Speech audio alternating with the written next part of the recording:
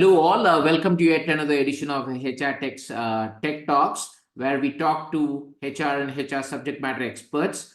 In the long list of elite founders that we have met up in the past, we are extremely happy to host Pradeep U.N, co-founder and CEO of Stories and Wisdom. Welcome to our edition of Tech Talks, Pradeep. Hey, thank you, Sriram. I'm really excited to be here. Thank you. We go a long way back. Pradeep used to be a schoolmate of mine, but it would be great to hear from Pradeep his own introduction. Sure. Let's actually reverse that then, and then I'll start from. So we did, of course, did our schooling in Chennai. Back then, it was still called Madras. And then I did my undergrad in Singapore, where you also spent some time, but we didn't really cross paths. So I did my undergrad in engineering at Nanyang Technological University, worked there for a bit in a software company called Computer Associates. And then when I came to the US to do my MBA at the university in Pittsburgh called Carnegie Mellon. And after finishing CMU, for most part, I've been in Seattle for almost 2 decades. And in that time frame, I've been at Microsoft for 13 years. I've been doing startups between a couple of stints. But overall, my career journey, if you want to look at it, is predominantly in technology, business strategy, marketing work, and then a lot of it in human-computer interaction and design and that space. I'm still in Seattle, and I started this new company called the Stories and Wisdom Company, and pretty excited to have conversations about what we're doing there. Fantastic. Truly an illustrious education and work experience background, Pradeep.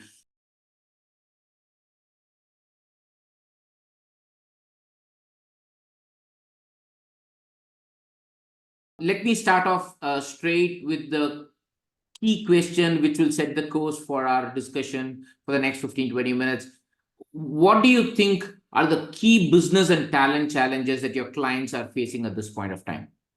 Yeah, let's start with the business challenges. So at Microsoft, a good portion of my time was spent around leading a customer executive board. We actually won awards for the design and how we were doing. So this would be bringing in C-level customers. We're talking about CEOs of very marquee global companies that we would bring in and have discussions about what challenges are they facing. And overall, it can be summarized to 3 things. And that's where the background for this company came from. So business challenges, there are 3 that most CEOs across the world, across industries face. Number 1, sales. How can I actually get my team to sell more of the products that we have? And number 2 is actually, how can I actually increase the pace of innovation so I can create more products in my product portfolio? And the third one is really people-centric around how can I get my people, and especially my elite team, to do one of those 2 things, which is like create more products which are innovative, or make sure that the sales are happening. And in that context, of course, it's easier to just say, bring it down to there's only 3 problems. The details is where things are interesting, where sales teams tend to have started increasing more and more. These are more complex sales. So at an average, it is about 7 to 10 people who are considered a sales team for one account, and they're trying to make a deal. And it's not just selling a product, it's a solution that encompasses a few products. Even on the buying side, the way companies are buying is also bringing in a buying team of about 10 to 15 people that you're trying to engage, which essentially means sales cycles are 6 to 18 months long. That is the sales challenge. Then in terms of innovation, technology is going so fast, and then we're trying to figure out how can we continue to be more productive, and more people are just trying to figure out what's coming out. And that means once you figured it out, for you to innovate on top of it is hard.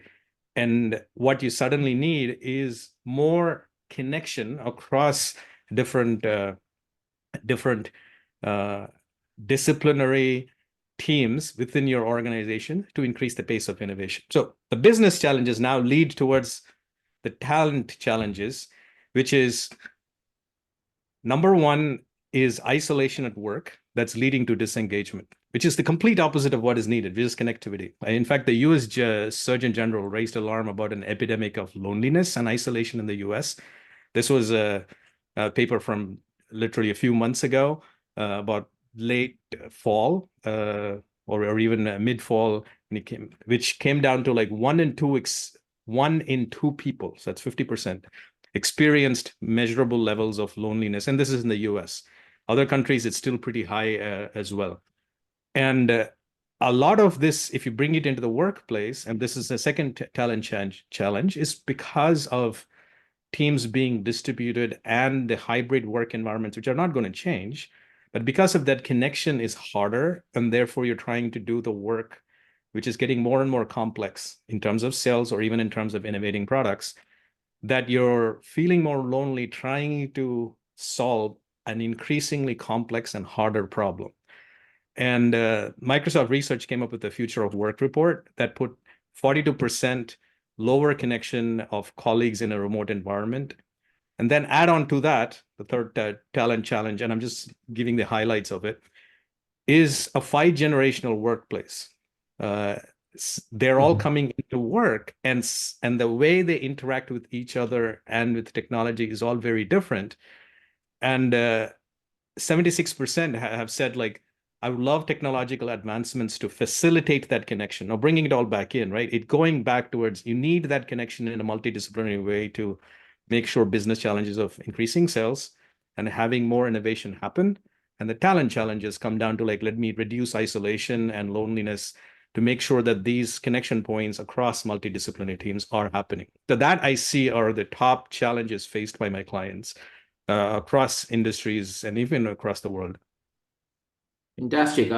You truly hit the nail right on its head when you said the sales cycles were getting longer, both from a product and a services perspective. So we need to sell more in a more effective manner. And then earlier we used to say pre-internet, post-internet. Now probably it's pre-chat GPT and post-chat GPT. So the innovation pace has truly got redefined. So companies really need to relook at how they innovate. Talent challenges, I completely resonate with you, right? I mean, the next global pandemic is going to be mental health, right? Mental health arising out of medical quarantine, isolation, remote work, and all of those, right? Coupled with 5 generations in the workforce is the biggest challenge, right? When you create a new process, a system, or a product in an organization, how do you ensure you cater to all the 5 generations in the workforce, right? And not just to a Gen Z or a millennial. So I think you've really articulated well the challenges that your clients are facing. And that's where, that's a great segue to the next question, Pradeep.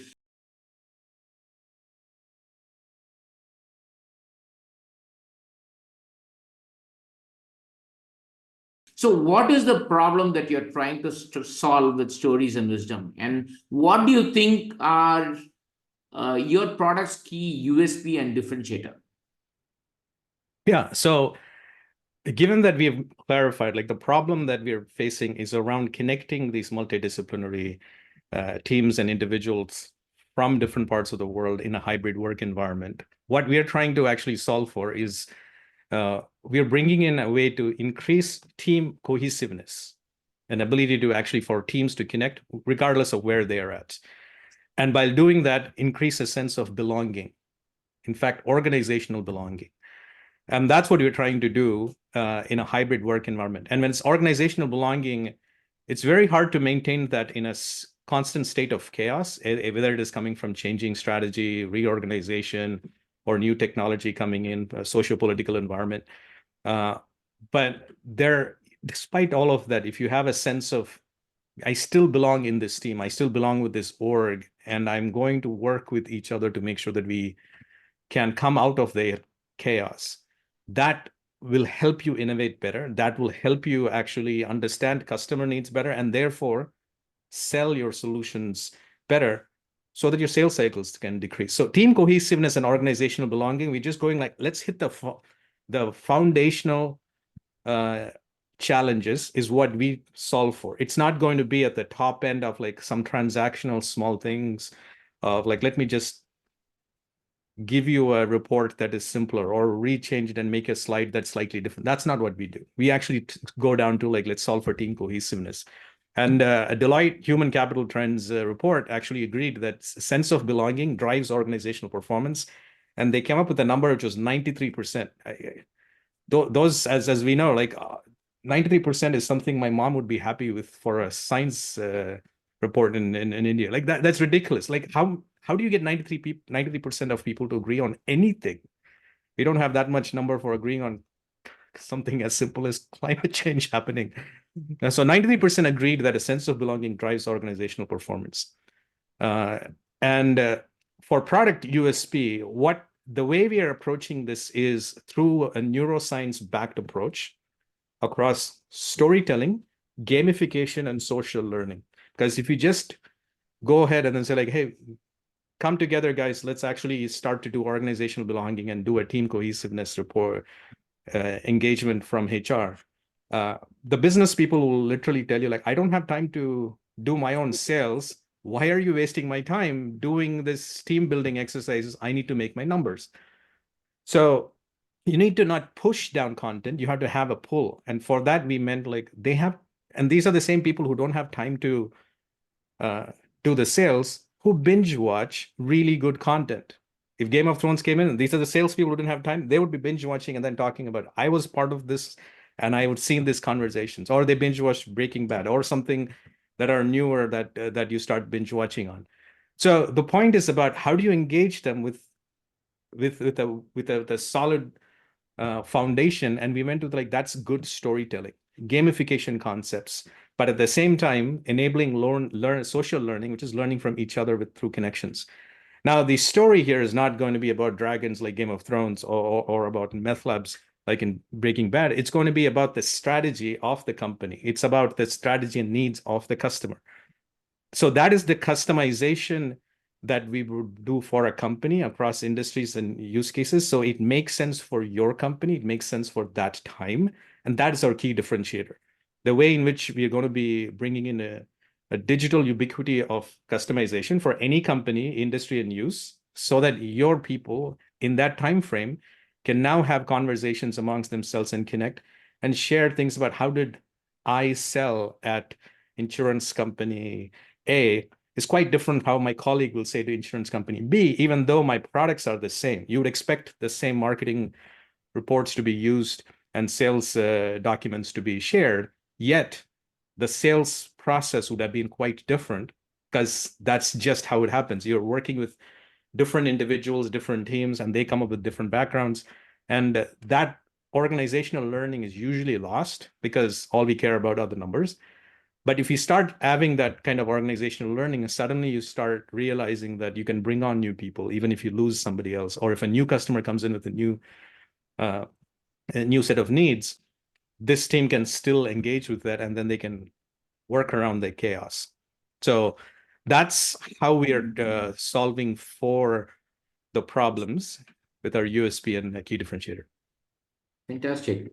Truly, that number was really startling, right? 93%, having a sense of belonging truly drives our performance. Completely agree with it. And that's why we have some organizations creating roles like a chief purpose officer, right? And we see that increasingly happening, because the sense of belonging does come in when you have a purpose, a common purpose that runs across all the employees. So stories and wisdom, I have seen the demo, Pradeep. I think it's a winner right from the word go. When you have neuroscience backed approach, plus a gamification, plus a team building aspect built into it.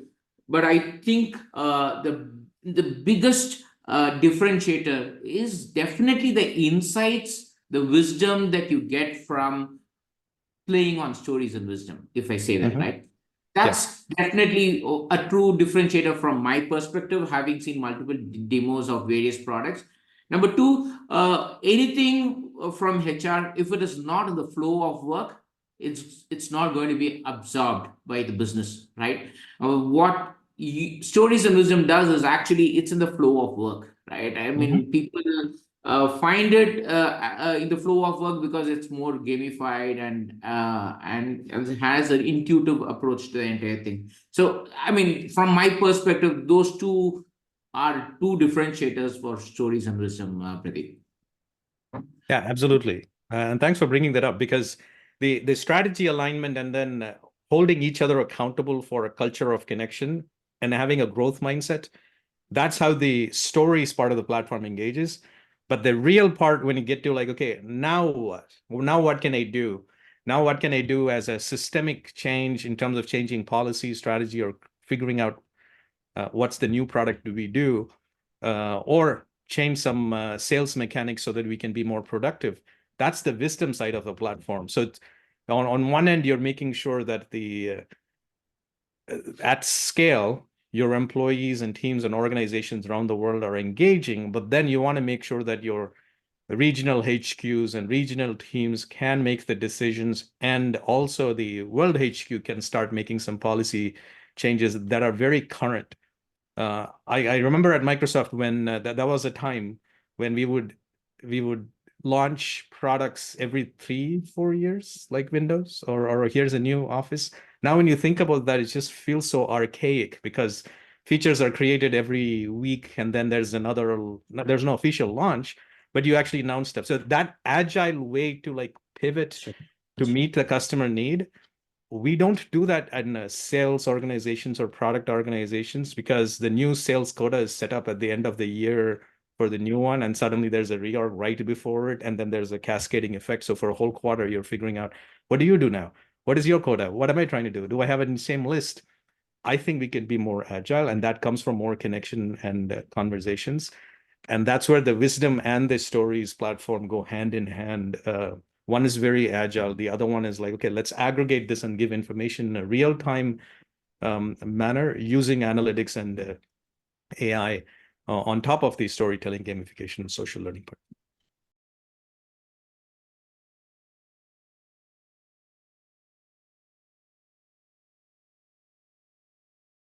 Fantastic.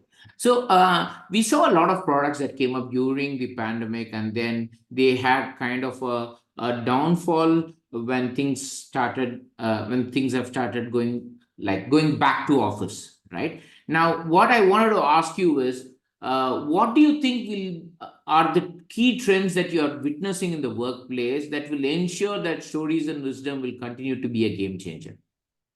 Yeah, so there's a few trends that we're seeing. One is distributed teams. They're a single team is now across geographies that came out through the pandemic significantly more. Now suddenly you're like, okay, you don't have to move over here. So that's across time zones that you're starting to see. But there's also distributed teams in terms of disciplines that are starting to come in, because now you realize a sales team with certain technologies, and you already mentioned ChatGPT, you can get your marketing content as a salesperson and customize, which previously you had to wait and do that.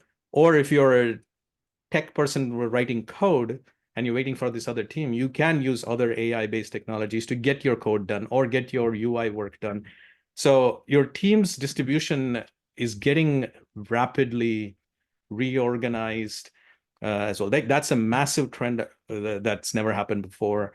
Then the hybrid work environment, I don't think all of them are going to come back to work. We have been very clear in terms of the efficiencies we are seeing for us as a whole person. Like, why do I have to sit in traffic for 40 minutes per day? That's 1.5 hours of my life per day wasted, when I could, I don't know, take care of my health or spend time with my kids.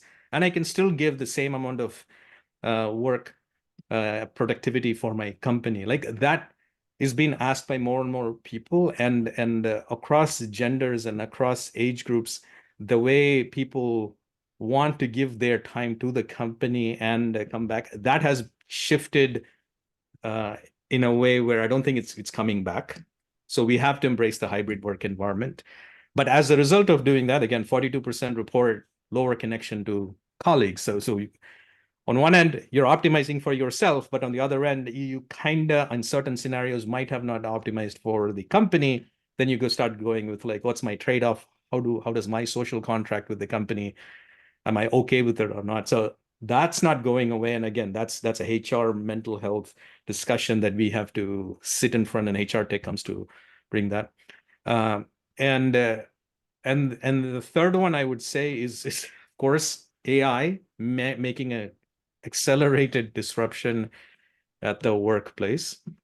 Now, all of these, when you're actually working through it, it comes down to how do I connect with these teams? How do I get the data and insights coming out of what do they need? How can I, as a leader, make any changes with the variables that I have to make sure that my team can, going back to the three first things, which is make my sales of the current products faster, make my sales team more nimbler, and so that they can reach more accounts, or decrease my sales cycles for or having bigger deals.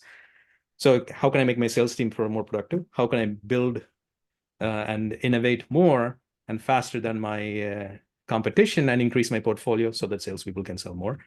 And the third one is how do I make sure that my team is balancing their life? And there is a level of cohesiveness and connection to all of that, along with summary and analytics, which we are leveraging to bring that in. So I actually see these trends helping the adoption of stories and wisdoms, because there you have to connect with your hybrid working colleagues. So how are you going to do that? And then you need those kind of connections.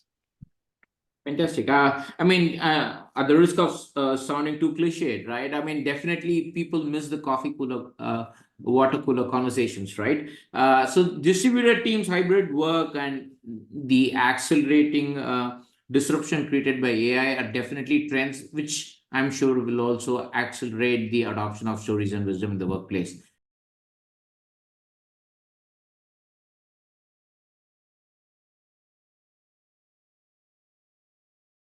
The key question then is, right, how do you convince your client HR teams to get leadership buy-in for this?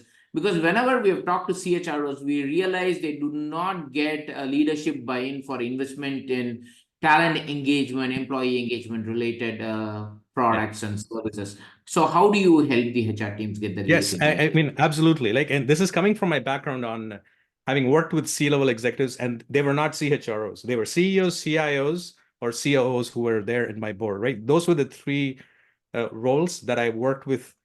And if you went and told them, I want to engage my employees, I want to increase retention and all of it, they'd be like, go for it, make it happen.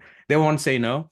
But if you said, I want to double my budget to do that, the answer is a very clear and definitive no. So if you went about describing that, it's not going to happen. However, if you actually said, hey, how about I increase your innovation 3 times? Can you increase my budget by 30%? The answer is yes. You don't even have to go anywhere on how. You just said that, you're going to get that. And we actually see that when we use ways to connect multidisciplinary teams, the increasing innovation happens 3 times because of denser internal networks. So that now you're actually talking, because I care about your narrative, I now can make sure that anything that you're saying, I will listen a little bit better, or understand your context a little bit better from where you're coming from, so that I get what you mean, which leads me to a better way of innovating. Because usually we miss the context, and therefore we go with what I think is the right way, and then I design a product that way. Whereas the feedback you gave me, I saw it, I read it, I didn't understand it, but I did not know I understood it, for which I need a deeper connection to get the context, because not everybody can communicate, neither can everybody listen. That I can tell you, you will get a seat in the table if you just lead with, I'm going to help you increase innovation by 3x. Because even if you say, I want to increase employee in NPS scores by that, you might not get your budget. Increasing innovation will get you. That's one. But the even bigger way in which you can have your HR teams have the leaders stop and then throw money at you is to say, I will increase your sales team productivity. And I'm telling, like, you increase sales team productivity by 33%. And increase your sales job performance by 56%. And how Well, systematic knowledge transfer. When somebody who was actually, for example, somebody who was servicing, let's say, Allstate and selling solutions to Allstate as an account is now given Ford. Why? Because Ford is a bigger account. I'm making these names up just to make a point. Now they're working on Ford because they graduated to a bigger account, or they moved to Detroit area from New York area, and then that's why they got their local account. Now, in that case, what just happened? Well, all of the institutional knowledge that person grew in that region for that account is lost. But does it have to be lost? The new person who's going to take that account, can they have some level of better transfer than what's going on now?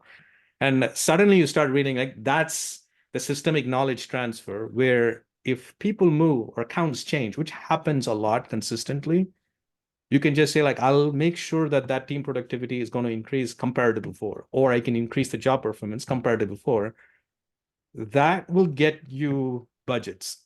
Now, of course, if the executive asks you, how are you going to do that? Which they will, but then you already have got their buy-in before that, which was your question, like, how do you get your leadership buy-in? You just go with the numbers they care about, which is sales and innovation in that order. Then you start going with, like, well, I'll help with knowledge transfer, and I want to make sure they get the context. Tell me the stories related to Allstate in this situation, in this other situation. So now you have an understanding of the customer teams, customer needs, problem context, which is way beyond what the CRM system can give you for Allstate, because there you'll have the problem needs, but you don't have the actual narratives and stories. So what we're doing is building that level of data through our Wisdom platform, through stories that's coming in, which can augment information that you already have with the CRM solution. So those are the two big things that you'll get to. And the third one is really about going back and making sure that and this is tied back to innovation, is your engineering, creator, and designers who create those products, they can start to do more innovative products because they're picking up new skills, and that happens through peer-to-peer learning, because everybody's cutting edge, which means they're taking a risk. They don't know if that is the new technology, and that means if they're taking some risk, they're not going to share it up front with another person till they know it is something that is valuable to share. Whereas if you're going for learning through an LMS platform, that is of technologies that's already mainstream, and now you have a curriculum, and then now you're saying, here's how you should learn for module 1. Whereas what you need for really cutting edge stuff is making sure that your connections between your creators, engineer, developer, designers, are getting more denser so that they can share more. And while they're trying to figure out what's new, they might create something new. That I do believe we can get down to. So those are the first cases, like speaking their KPI. That's the number way to get leadership buy-in. Then when they start asking the how, it's about stakeholder alignment. And we do that with workshops. And we also do strategy alignment with customization of the editions, so that the story is connected to your organization with using your vernacular, we're using your product and customer needs in your space. And suddenly it's not a generic thing, it's an actual solution that we are actually helping with. Fantastic. I mean, that's a great narrative for HR teams to actually adopt, right? Rather than the usual approach of saying, "Hey, we want to do employee engagement." Instead, they just have to focus on more on the outcome, which is all about increasing innovation, increasing the organization team productivity, increasing sales. Peer-to-peer knowledge transfer. I think the stakeholder alignment, essentially, to understand what the stakeholder wants and providing them that, I think is a great way for HR teams to actually get the leadership buy-in, Pradeep. I mean, that's really good inputs. So yeah, I mean, actually, there's an interesting way to actually make this all come true, which is like, if let's say we went to Singapore and then we started speaking Hindi to the first person we met there, because that's national language to us, we understand, we go there. We're going to get big eye stares. Nobody's going to understand what they're saying. Instead, if we started speaking Hokkien or Singlish, then you'd be like, you're one of us, and you'll start engage. It's the same thing. HR has to speak the language of the executives, which is business terms, not force down like, hey, here's a new language. You should learn this and care about it and throw money my way. Like, that's not going to happen. You got to speak their language. And then once they're like, oh, you speak my language, you're one of us. Now let's help me figure out how you're going to move things in my language. Then they might be interested to know your language, but they don't have to. You can just say, like, hold me accountable to the outcomes. I'll do it this way. Just give us the budget, and then we'll figure it out. And then you do it in agile means. Let's check. You've been right through your Microsoft days and your current entrepreneurial stint. You've been working with enterprise of all sizes, right? So this is going to be the final question, Pradeep. And what advice would you give to the enterprises who are actually getting started on their digital HR journey?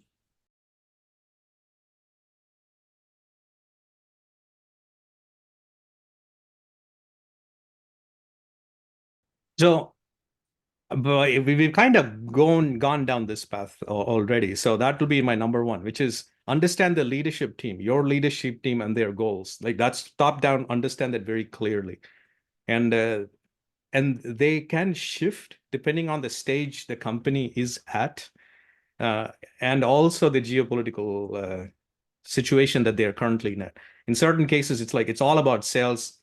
We're not trying to increase our product portfolio. We just have to close deals and then make our numbers. They might be in like that kind of a sales narrative, or in some cases it'll be like it's innovation because I think our sales is fine, but then we need to make sure that we are constantly competitive.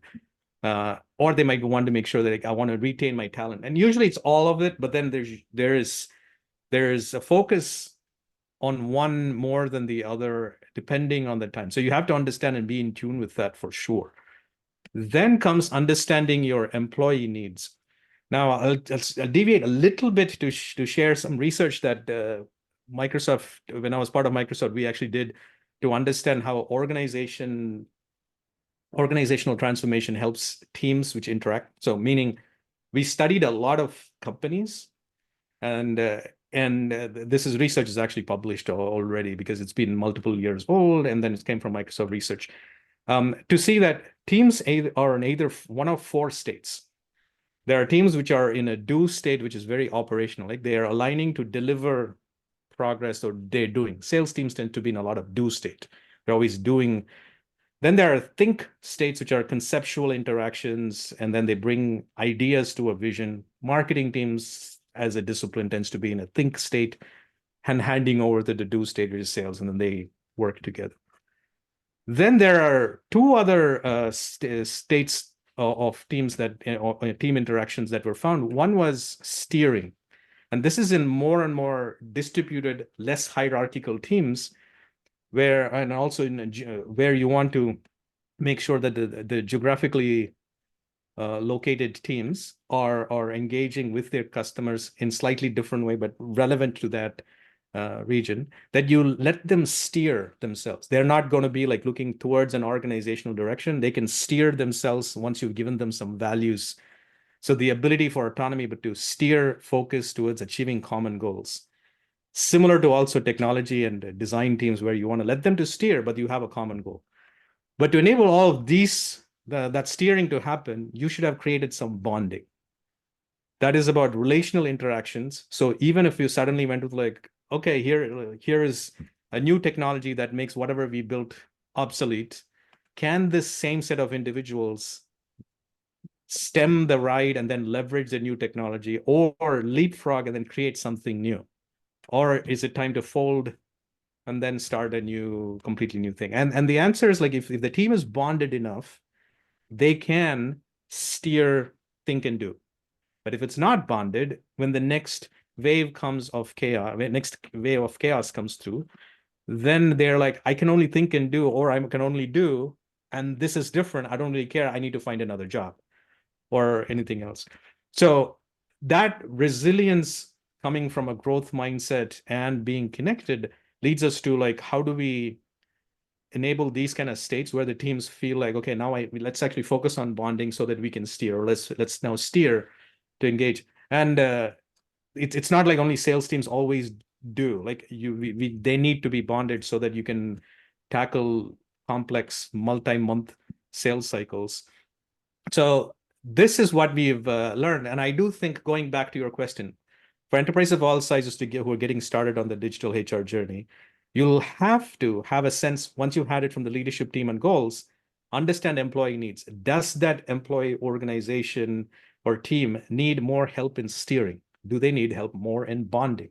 Steering could be, let's enable conversations that is related to our strategy and our customer needs in that industry, and then let's assimilate that using wisdom and then get there. Like, or in terms of bonding would be just purely let's listen to your stories and understand, and then let's give it back and engage it. So that there's a lot of areas here for HR to play in the digital HR journey, and then add value in the language that makes sense for the leadership team, which is in terms of business metrics, sales, innovation, but you have to bridge that.